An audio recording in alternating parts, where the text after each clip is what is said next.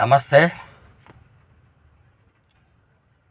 ప్రతి సంవత్సరం స్వామివారి కిరాయిల కోసం 2 రోజులు 3 రోజులు ముందు వస్తానండి. నైటు పగలు ఉంటానండి.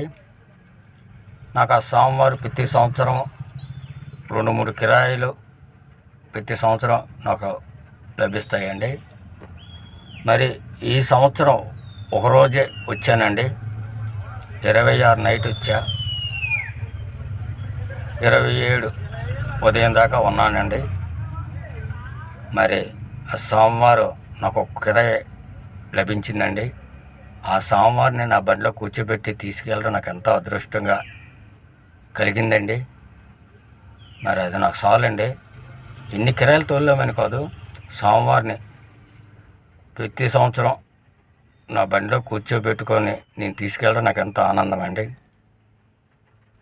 తెల్లారులు నిద్ర లేకుండా ఉన్న కిరాయిదారులు తోలే చాలండి, అది ఎంత ఆనందం సంతోషం అండి. సోమవారం కూర్చుంటే అంతే నాకు ఎంత అదృష్టం ఉంటే కానీ ఆ సోమవారం కిరాయి నాకు లభించింది. Thank you. నమస్తే ఫ్రెండ్స్, డ్రైవర్ నాయుడు గారు. మీ అందరికీ వినాయక చవితి శుభాకాంక్షలు.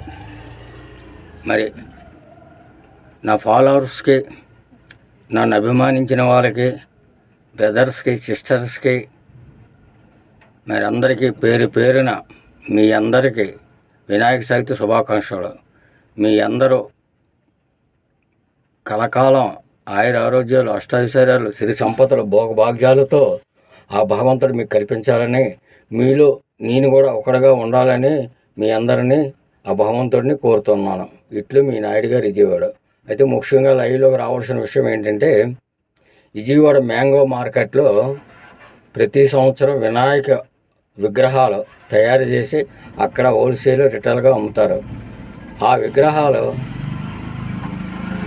ఈ సంవత్సరం చాలా వరకు మిగిలిపోయినాయి.